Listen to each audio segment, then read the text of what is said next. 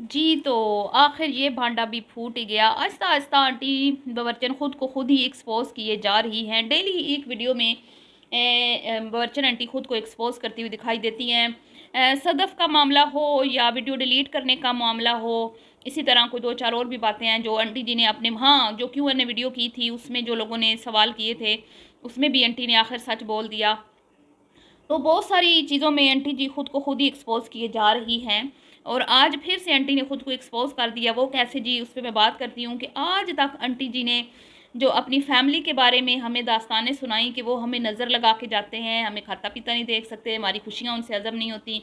तो हमने माइंड में जो एक बनाया हुआ था, एक कॉन्सेप्ट था मेरा कि शायद बेचारे गरीब से होंगे, ये तो यूट्यूब पे काम करके इतने अमीर हो गए हैं, तो शायद वो ऐवें ही होंगे, माड़े से होंगे। जैसे ये अपनी 1-2 भतीजियाँ भी दिखाती हैं, उनके भी हालात कुछ इतने अच्छे नहीं हैं। तो मुझे ऐसा लगता था कि शायद इस वजह से ये उनके करीब नहीं जाती, क्योंकि ये ज़रा गाड़ियों वाले हो गए हैं, ज़रा अपने घर के मालिक हो गए हैं इस वजह से। लेकिन नहीं जी, यहाँ तो हमें कुछ और ही देखने को मिला और मैंने क्या कुछ देखा उस पे बात करेंगे। और बात करेंगे जी, खुद तो इतना खूबसूरत सूट पहन लिया, खुद तो आप इतनी हसीन लग रही हैं माशाल्लाह, नज़र बद से अल्लाह महफूज रखे आपको। लेकिन ये बहू को आप क्या बना के लेगी? पहली बार आप अपनी कज़न के बेटी की शादी में गई और वहाँ पे आपकी सारी जो है फर्स्ट कज़न आपके आए हुए होंगे, ज़ाहिर बात है पूरी बरादरी आपकी आई हुई होगी नंदहाल की तरफ से, जितने भी आपके रिश्तेदार हैं, और आपने अपनी एक इकलौती बहू को ढंग का सूट तक ना पहनाया और उसके बच्चों को भी बार-बार जिधर वो जाते हैं वही सूट, क्या उनके पास कोई ढंग का कपड़ा नहीं है? इस पे भी बात करते हैं और वो साथ क्यों गई जी, उस पे भी बात करते हैं। तो वीडियो को आपने बिल्कुल भी स्किप नहीं करना, चैनल को करना है सब्सक्राइब, वीडियो को करना है लाइक और शेयर। अस्सलाम वालेकुम जी, कैसे हैं आप सब लोग? उम्मीद है कि सब ठीक होंगे, अपनी फैमिलीज़ के साथ सेफ होंगे। अल्हम्दुलिल्लाह मैं भी बिल्कुल ठीक हूँ, आप सबकी दुआ और सपोर्ट का बहुत-बहुत शुक्रिया।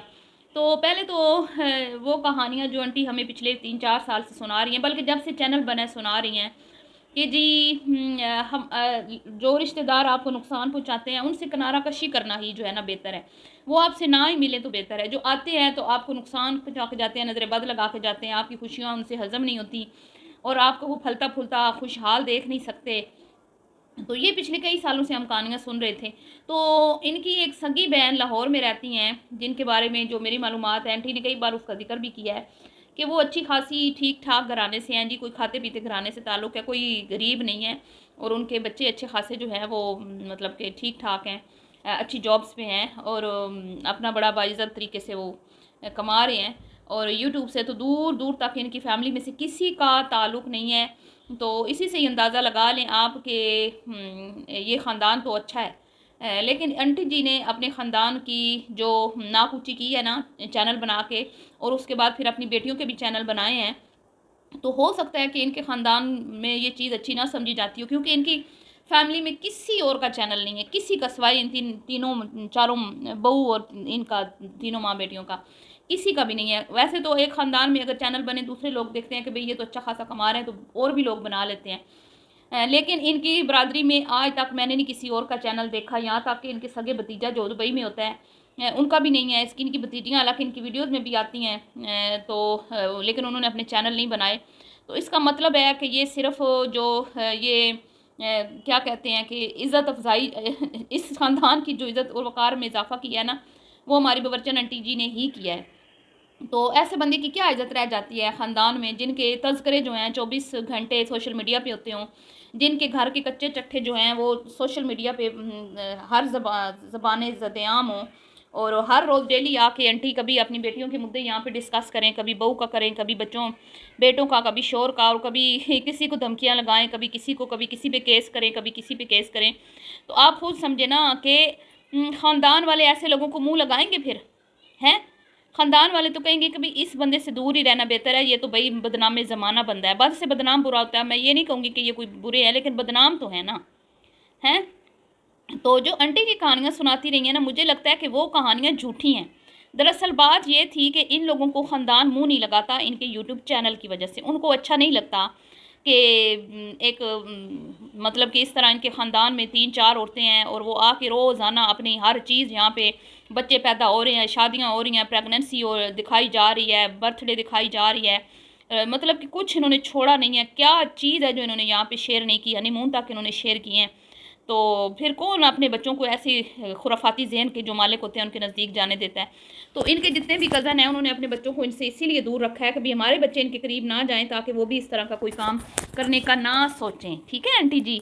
लेकिन आप हमें क्या कहानियाँ सुनाती रहीं कि रिश्तेदार अच्छे नहीं हैं, नज़रें बद लगाते हैं, किसी को खाता पीता नहीं देख सकते, किसी को फलता फूलता नहीं देख सकते हैं। तो आज तो हमने देखा कि आपका ख़ानदान तो ऑलरेडी माशाल्लाह माशाल्लाह ठीक ठाक है।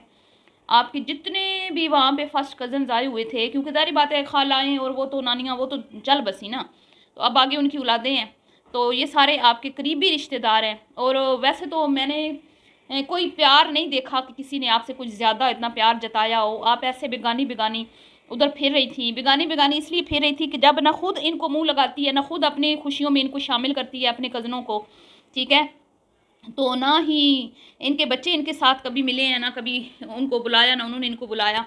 तो जब फिर बंदा सालों बाद जाए किसी के घर और इस तरह किसी महफ़िल में, तो ज़्यादातर लोग तो आपको पहचान नहीं रहे होते, और जो कुछ थोड़े बहुत आपको पहचान भी रहे होते हैं ना, तो एक दो मुरवत में तो आपको बुला लेंगे, लेकिन ज़्यादातर लोग आपसे दूर ही रहेंगे, क्योंकि वो आपके यूट्यूब चैनल को, जैसे मैंने कहा, यूट्यूब पे काम करना आपका पसंद नहीं करते। सही है। और आपकी डिठाई देख लें कि वहाँ पे मुझे कोई इतना ख़ास बंदा नज़र नहीं आया कि कोई दूल्हा दुल्हन की वीडियो शूट कर रहा हो। जैसे अमूमन होता है ना कि लोग जितने आए हुए होते हैं सभी अपने अपने मोबाइल्स में दूल्हा दुल्हन की एंट्री और दूल्हा दुल्हन की पिक्चर्स और शेयर कर रहा होता है, लेकिन ये इतनी ढीठ हैं कि इन्होंने हर एक चीज़ कैप्चर कर ली। और ये गई भी इसीलिए थी। मैं आपको 110% ये बात कर रही हूँ अपनी ज़िम्मेदारी पे, ये सिर्फ वीडियो बनाने के लिए गई हैं, वरना आज तक ये नहीं गई। आपको क्या लगता है कि पिछले 8-9 सालों से ये सोशल मीडिया पे काम कर रही हैं, इनको कभी किसी रिश्तेदार ने नहीं बुलाया होगा? ये बुलाया होगा कभी ना कभी किसी न किसी ने, लेकिन ये नहीं जाती गरूर और तकब्बुर में। और जैसे इनको डर ही रहता है कभी हमें नज़र बद ना लग जाए, नज़र बद। जैसे ये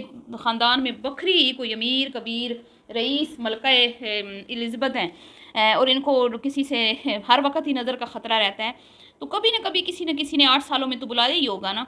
लेकिन नहीं गई। इस बार क्यों गई कि चैनल का पहले ही भट्ठा बैठ चुका है, चैनल बिल्कुल बैसाखियों के सारे चल रहा है, 6 लाख से ऊपर फॉलोअर्स रखने वाला चैनल 1 लाख व्यूज़ डेली नहीं ले पाता। तो ये आंटी जी के लिए बहुत ही दुख और परेशानी का जो है ना वक्त है। और अब कोई भी टॉपिक वायरल नहीं हो रहा। मज़े की बात ये है कि सब कुछ क्यों है, वीडियो भी कर ली, सारा कुछ कर लिया, अपने दिल की दुख जो है दुख दर्द भी शेयर कर लिए, कुछ कोई तीर निशाने पे लग नहीं रहा।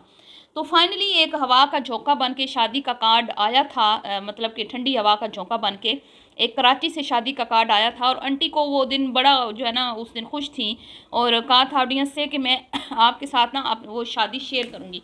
तो फाइनली वो दिन तो आ गया, और आंटी बड़ा अच्छा तैयार हुई, बड़ा खूबसूरत ड्रेस पहना, बड़ी प्यारी लग रही थी माशाल्लाह, और तैयार भी हो गई, क्योंकि उनको पता था कि भाई ये कंटेंट जो है अगर मेरे हाथों से निकल गया तो मेरा नुकसान हो जाएगा। और इस पर बड़ी उम्मीदें थी आंटी को कि भाई नंदिहाल की तरफ से, और आज पहली बार मैं नंदिहाल वालों का वीडियो बनाऊंगी और सबको दिखाऊंगी, तो एक नई चीज़ जो है ना ऑडियंस देखेगी, और नई चीज़ ऑडियंस देखने के लिए बेताब होती है, आपको पता ही है। और फिर शादी का व्लॉग तो सबका फेवरेट होता है। पर नहीं जी, ना ना ना, ऐसा मैं कहती हूँ इन्होंने अपनी ऑडियंस को भगाया है ना अपने चैनल से, कि वो अब इधर आने को, लौट के वापस आने को तैयार ही नहीं है।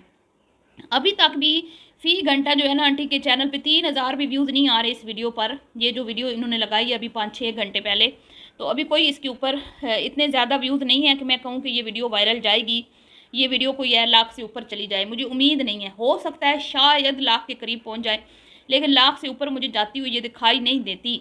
तो आंटी का ये तीर भी ख़ता हो गया, निशाने पर नहीं लगा, क्योंकि आंटी जी अभी भी वक्त है सुधर जाएं, अभी भी वक्त है कि अपने आप को बदल लें। और डेली बेसिस पे जो आके भाषण झाड़ती हैं, और डेली बेसिस पे आके जो अपने ख़ानदान को गंदा करती हैं, डेली बेसिस पे आके जो लोगों को बददुआएं देती हैं, स्पेशली मुझे, या मैं अब रह गई हूँ, बाकी सारी तो भाग भूग गई हैं बेचारी। तो इस चीज़ का थोड़ा सा परहेज़ करें, ताकि आपकी जो नाराज़ ऑडियंस है वो वापस आपके चैनल पे आए। जब तक आपकी रियल ऑडियंस जो आपको फॉलो किया हुआ है वो आपकी वीडियो नहीं देखेंगी ना, तो ये जो इधर उधर से 10-15-20 हज़ार आपको लोग देखते हैं ना, उससे आपकी वीडियो कभी भी वायरल नहीं जाती। तो ये तो था खुलासा आंटी ने जो दास्तानें सुनाई हुई थी हमें उसका। तो फैमिली तो बड़ी अच्छी है जी, सारे खाते पीते घरों से ताल्लुक़ रखते थे, और बड़े अच्छे वेल ड्रेस ख़वातीन थी और मर्द हजरात भी बड़े सोबर और मजहबी टाइप। जैसे मैंने कहा कि किसी को मैंने नहीं देखा मोबाइल यूज़ करते हुए, किसी को, शायद कोई बीच में हो, ठीक है, लेकिन अमूमन जितना रश होता है ना कि हर कोई मोबाइल लेके वीडियो बनाने के लिए चढ़ा होता है दूल्हा दुल्हन पर, ऐसा मंजर मुझे नज़र नहीं आया। लेकिन इनकी बहू इतनी कोई तेज़ है, इतनी कोई तेज़ है कि उसने ना सिर्फ अपनी वीडियो बनाई है बल्कि अपनी सास की भी। हर एक बंदे से जो भी, पहली बात तो ये कि कोई शबाना जी को रिस्पॉन्स अच्छा मिला नहीं है। अगर आप गौर करें ना तो जिस तरह एक वेलकम किया जाता है ना इतने अरसे बाद अगर आपसे कोई मिलता है, तो वो चीज़ मुझे नज़र नहीं आई। कुछ कुछ ख़वातीन थी जो इनको जानती थी और मिली, लेकिन वो भी इसकी बहू ने दूर बैठ के और मतलब आगे घुस के भी बनाई वीडियो, दूर से भी बनाई वीडियो, पूरी कोशिश की कि भाई हम मुकम्मल तौर पे जो है ना अपनी इज़्ज़त बनाने में कामयाब हो जाएं, पर ना ना ना कोई फ़ायदा नहीं हुआ। तो ये कुमकुम को लेके भी इसलिए गई थी कि कुमकुम वीडियो शूट करने की माहिर है और वो रश में भी वीडियो अच्छे से शूट कर लेती है, जो कि तहसीन के बस की बात नहीं है। तो कुमकुम को ये क्या बना के लेके गई है जी? क्या तुम लोगों के पास कपड़े नहीं थे कि अपनी एक इकलौती बहू को एक ढंग का सूट, इतने सालों में तुम पहली दफ़ा, शायद कुमकुम की शादी के बाद ये पहली दफ़ा कुमकुम मैडम गई और किसी एक बंदे ने कुमकुम के सर पे हाथ नहीं रखा, किसी एक ने कोई उसको, जैसे कहते हैं ना पहली बार कोई करीबी रिश्तेदार की बहू बेटी मिले तो अमूमन तोहफ़ा दिया जाता है, कोई 1500 इस तरह दे देते हैं बुज़ुर्ग। ना ना ना, किसी ने ना, इनके छोटे बच्चों को किसी ने प्यार किया। और कहती हैं हमें फ़ैन्स मिले हैं, फ़ैन्स तो हमें तो नज़र नहीं आए आपके, कौन से आपको फ़ैन्स मिले हैं, सब्सक्राइबर्स हमने तो नहीं देखे। ऐसा कैसे हो सकता है कि आपके सब्सक्राइबर्स मिले हों और आपने वीडियो ना बनाई हो? हैं आप तो बाज़ारों में भी आपको मिले तो उनकी वीडियो आप बना लेती हैं, तो यहाँ पे आपने क्यों नहीं वीडियो बनाई? और एक बच्चा वो आ रहा था हुसैन की बातें सुनने के लिए, ज़रा वो उससे मुतासिर हो गया, तो आंटी जी इसी पे फूले नहीं समा रही। तो आंटी जी बेचारी जो है ना वो बस क्या आई, वहाँ पे फिट नहीं आ रही थी। जब ख़ानदान वालों के करीब बंदा ना जाए, उनको मुंह ना लगाए, उनको हमेशा बुरा भला कहते रहे, तो जब फिर आप उनके सामने जाएंगी, एक टाइम आता है ना कि कभी ना कभी आमना सामना होता है। तो जितने आपने उनके कसीदे अपनी वीडियोस में पढ़े हुए थे ना, उतना ही आपको अगलों ने रिस्पॉन्स दिया, सिवाय 2-4 लोगों के जिन्होंने बुलाया हुआ था, वो हस्बैंड वाइफ और 1-2 और, बस किसी ने मुँह नहीं लगाया, ना ना ना।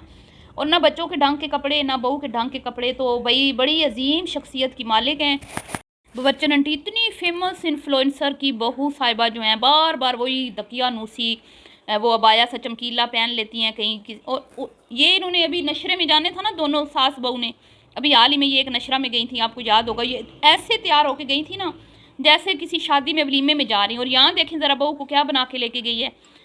लोग इस तरह जाते हैं तो अपनी बहू को कहते हैं कि सबसे महंगा सूट निकालो और सबसे महंगी ज्वेलरी, भाई तुम पहली दफ़ा मेरे ख़ानदान में जा रही हो।